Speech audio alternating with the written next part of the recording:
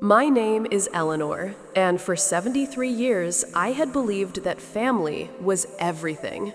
It was the bedrock of my existence, the quiet purpose that guided my every decision. I was a grandmother, a mother, a silent pillar of strength, always there, always giving, always forgiving. Or so I thought. Until one crisp autumn evening, a single, cruel sentence, followed by a chorus of mocking laughter, shattered that illusion into a million irreparable pieces. It was the night my world ended, and a new one, colder and infinitely more resolute, began. I lived a life that, from the outside, might have seemed unremarkable. I wasn't a CEO, a celebrity, or an adventurer. I was a widow who had poured her entire being into raising her daughter, Sarah, after my husband, Richard, passed too soon. Richard and I had built a modest but comfortable life, and he had always encouraged my quiet knack for numbers, for understanding the ebb and flow of investments. He called me his secret weapon, but after he was gone, I tucked that part of myself away, focusing instead on nurturing my family, on being the grandmother everyone could rely on. My daughter Sarah had married Mark, a man whose ambition never quite matched his entitlement. They had 2 children, a son, Ethan, who was sweet but somewhat clueless, and a daughter, Tiffany, the epicenter of my universe, or so I had deluded myself into believing. Tiffany was beautiful, intelligent, and utterly spoiled. She was 17, on the cusp of adulthood, and carried herself with an air of disdain for anything she deemed less than perfect, which increasingly included me. We all lived in the house Richard and I had bought decades ago, a sprawling, comfortable home with a large garden that I tended meticulously. Sarah and Mark, with their children, had moved in years ago, ostensibly to help me, but in truth, it was I who helped them. I paid the lion's share of the bills, managed their finances, even paid for Tiffany's expensive private school tuition and her endless stream of designer clothes. I cooked, I cleaned, I mediated their arguments. I was the silent engine that kept their comfortable life running. They saw me as a convenience, a live-in maid with a bank account, but I saw myself as a loving matriarch, ensuring my family's happiness. Over the years, the quiet acts of disrespect had grown louder. My opinions were dismissed with a wave of a hand. My suggestions were met with eye rolls. My presence, once cherished, became an afterthought, a fixture in the background. I was the one who listened to Sarah complain about her husband, about her job, about her friends, but when I tried to share a small anecdote from my day, I was met with vacant stares or a quick change of subject. It hurt, of course, but I always rationalized it. They were busy, they were young, they loved me in their own way. That's what I told myself, clinging to the fading warmth of past affection. Then came Tiffany's 18th birthday party. I had spent weeks planning it, cooking her favorite dishes, decorating the house with a youthful vibrancy that belied my age. The house was filled with relatives, Sarah's sister, her husband, their children, all of whom also benefited from my occasional financial gifts and constant hospitality. The air was thick with laughter and chatter.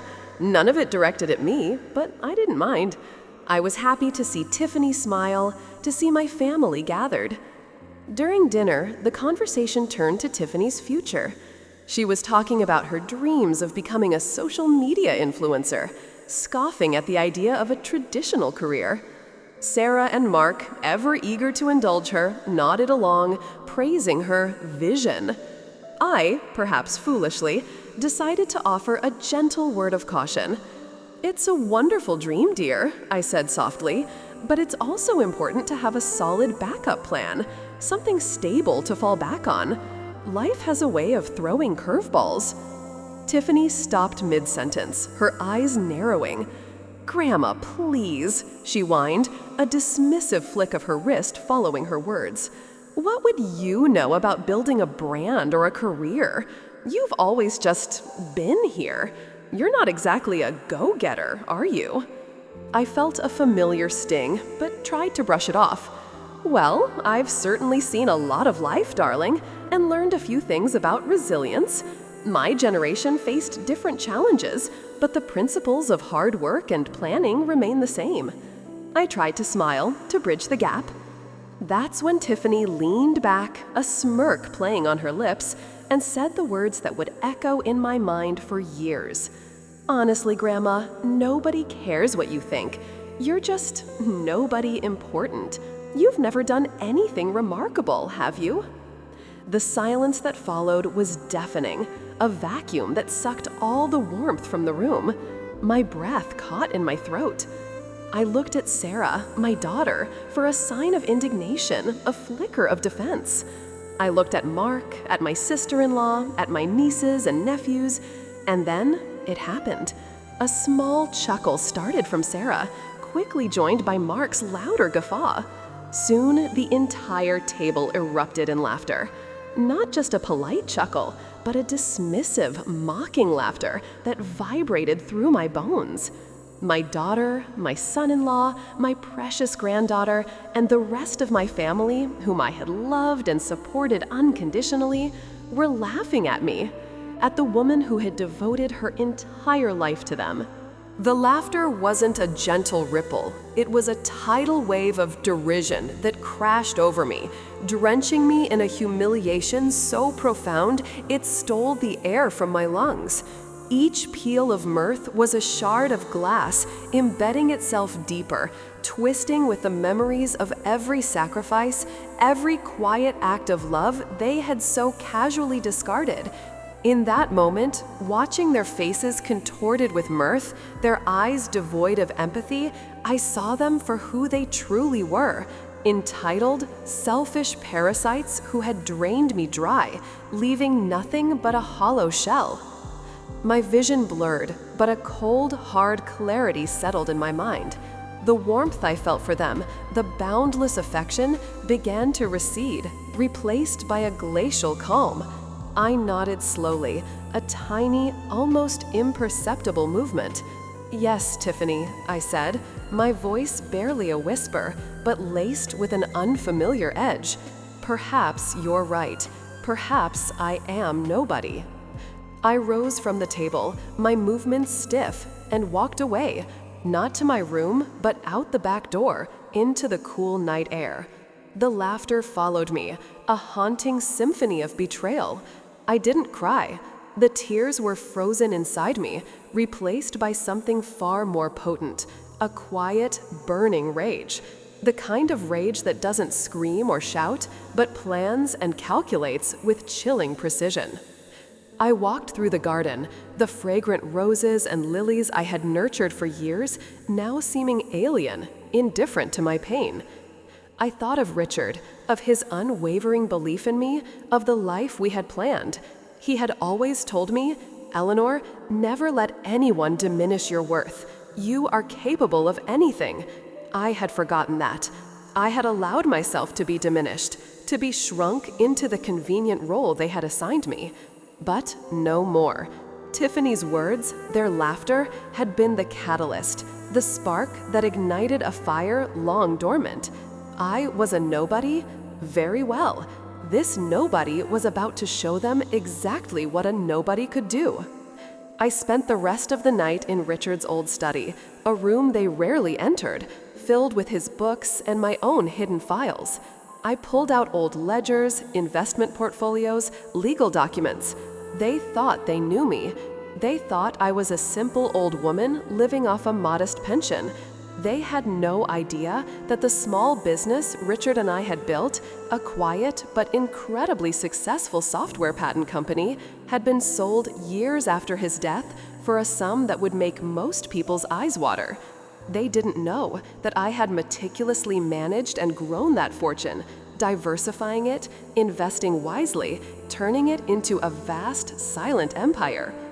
They also didn't know that the house they lived in, this comfortable haven they took for granted, was solely in my name, with no claims from anyone else. I called my lawyer, Mr. Henderson, a man as old as I was, who had known Richard and me for decades. He was a man of few words, but immense loyalty and discretion. "Eleanor," he answered, surprised by my late-night call, Is everything all right? No, Frank, I replied, my voice steady, devoid of emotion. Everything is not all right. In fact, everything is about to change. I need you to draw up some documents immediately, and I need a meeting with my financial advisor first thing in the morning. Frank, sensing the steel in my tone, simply said, "Consider it done, Eleanor. What exactly are we doing?" "We are cutting ties," I said, looking at the faded photograph of Richard on the desk. All ties. I worked through the night, fueled by cold coffee and a colder resolve. I meticulously reviewed every financial contribution I had made to my family over the years. Tiffany's college fund? Revoked. Sarah and Mark's mortgage payments? Stopped. The car I had bought Sarah? The vacations I had paid for? The allowances I had given them? All accounted for. I documented every penny, every act of generosity that had been met with such casual disdain. As the first sliver of dawn painted the sky, I showered, dressed, and went to the kitchen.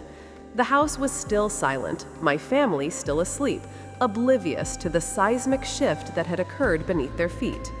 I prepared breakfast as usual, pancakes, bacon, eggs, all their favorites.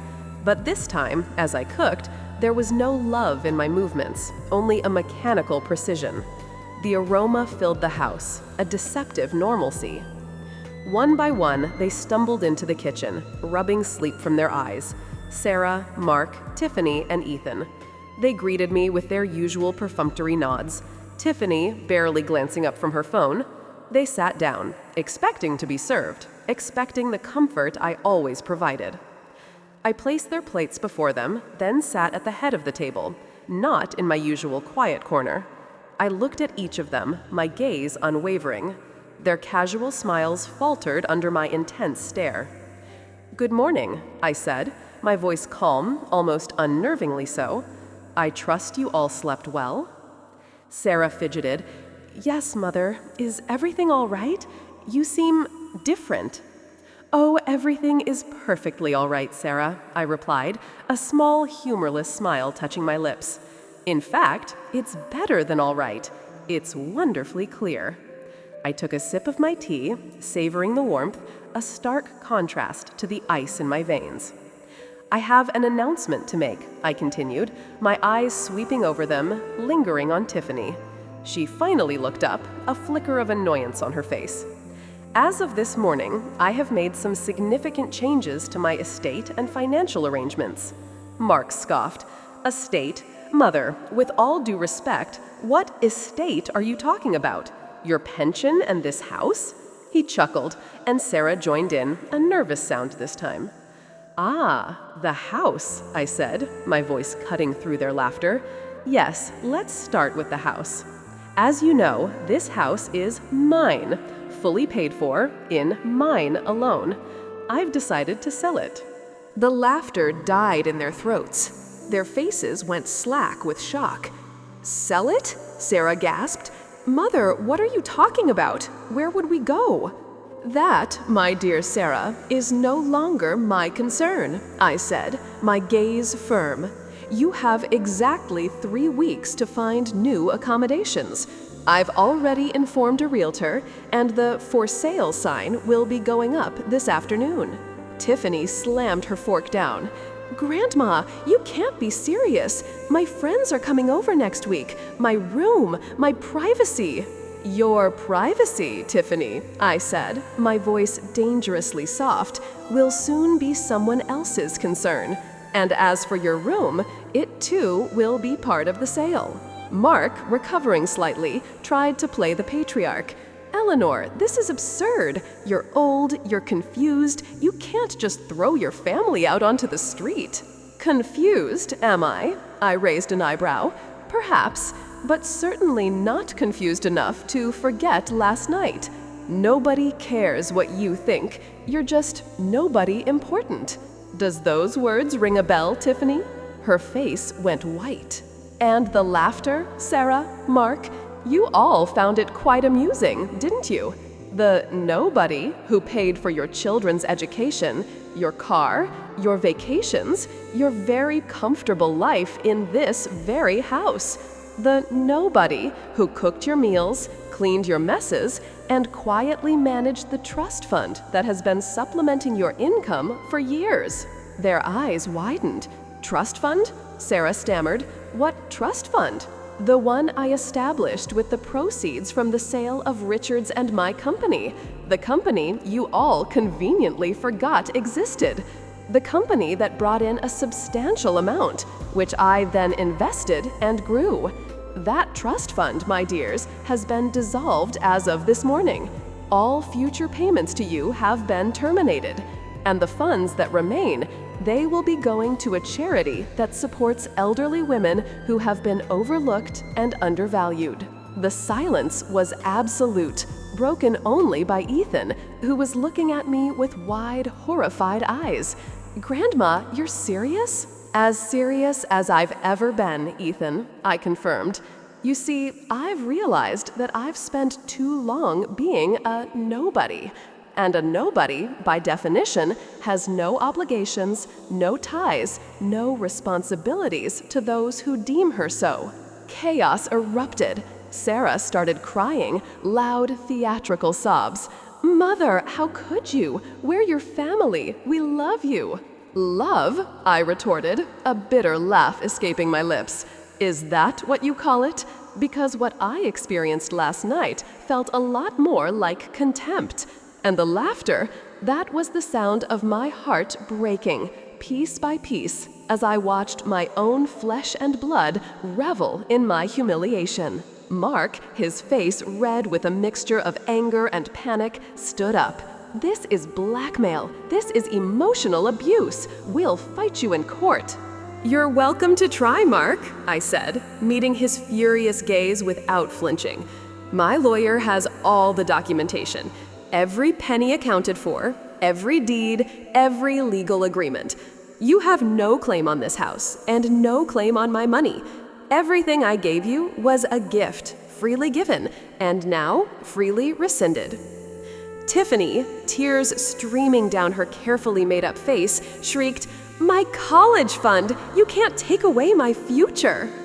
"Your future, Tiffany," I said, my voice cold, "is now entirely in your own hands. You wished to be an influencer, a self-made woman. Now is your chance. Or perhaps you could consider a traditional career, as I suggested, and work for it, just as I worked for everything I ever had." I stood up, pushing my chair back with a deliberate scrape. "I've arranged for a small apartment for myself, a quiet place where I can finally live for myself.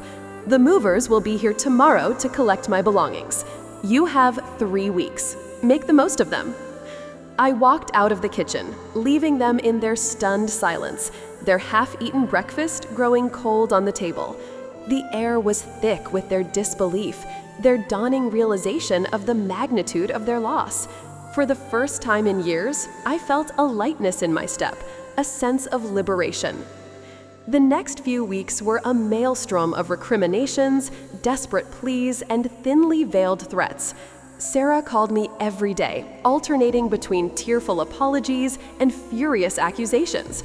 Mark tried to appeal to my good nature, then threatened legal action, only to be shut down by a terse letter from Mr. Henderson outlining their complete lack of standing. Tiffany, after exhausting her tears, became sullen and withdrawn, occasionally sending me vitriolic texts about how I had ruined her life. I remained unmoved. Their apologies rang hollow, their desperation a direct consequence of their own actions. The laughter from that night played on a loop in my memory, a constant reminder of why I had to do this. This wasn't just about money or a house. It was about self-respect, about reclaiming my identity from the shadow they had cast me into. On the day the for sale sign went up, I watched from my new, small, but sunlit apartment. It was a beautiful, bittersweet sight.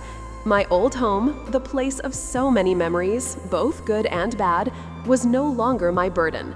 I sold it quickly, and the proceeds, along with the rest of my liquidated assets, were funneled into the charity I had chosen. A portion, a significant one, I kept for myself, for a future I intended to fill with travel, hobbies, and peace. My family, stripped of their safety net, was forced to confront reality. Sarah and Mark had to sell their expensive cars, move into a cramped rental apartment, and both take on jobs they despised.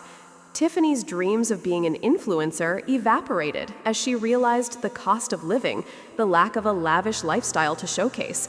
She ended up taking a part-time job at a local cafe, a stark contrast to the designer boutiques she once frequented. Ethan, perhaps the only one with a shred of genuine remorse, eventually contacted me, not to ask for money, but to apologize for his silence that night. I listened, and for him, I felt a flicker of hope, a tiny ember of warmth. I never truly reconciled with Sarah or Mark or Tiffany. There were attempts, of course, mostly driven by their continued financial struggles. But I had learned my lesson. I had given them my life, my love, my fortune, and they had repaid me with contempt. The nobody they had laughed at had simply walked away, taking everything that mattered to them with her. I found solace in my new freedom, in the quiet dignity of a life lived on my own terms. I traveled, I painted, I reconnected with old friends. I read the books I never had time for. I was no longer Eleanor, the family matriarch, the silent provider. I was simply Eleanor, a woman who had finally learned to value herself. Sometimes, late at night, I would think of that birthday party, of Tiffany's cruel words and the echoing laughter, and I would remember the profound pain, the utter humiliation. But then, a quiet strength would settle over me, a peace I had never known.